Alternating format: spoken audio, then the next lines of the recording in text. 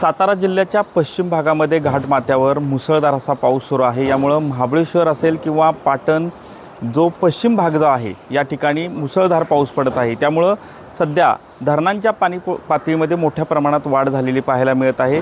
सध्या मी साताऱ्यातील संगम माहुली जे आहे या परिसरातील बालाजी चॅरिटेबलची जी स्मशानभूमी आहे या ठिकाणी आहे आणि आपण जर पाहिलं तर आज कृष्णा आणि वेण्णा नदीच्या संगमावर मोठ्या प्रमाणात पाण्याची वाढ झाल्यामुळे या ठिकाणी स्मशानभूमी पाण्याखाली गेलेली पाहायला मिळत आहे।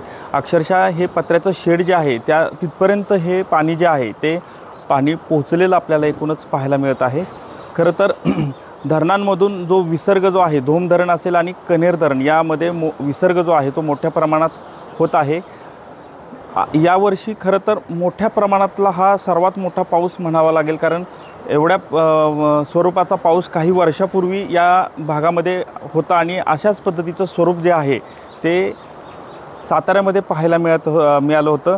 यामुळं कृष्णा आणि वेण्णा नदी लगत जी काही गावं आहेत या छोटे छोटे जे पूल आहेत हे देखील पाण्याखाली गेलेले आहेत। त्यामुळं नदीलगतच्या गावांना सतर्कतेचा इशारा दिला आहे प्रशासनानं। कोणीही या ठिकाणी पाण्यामध्ये उतरू नये असं आवाहन जे आहे ते या ठिकाणी जिल्हा प्रशासनाच्या वतीनं करण्यात आलं आहे। कॅमेरामन आमिर शेखसह संतोष नालोडे, TV9 मराठी, सातारा।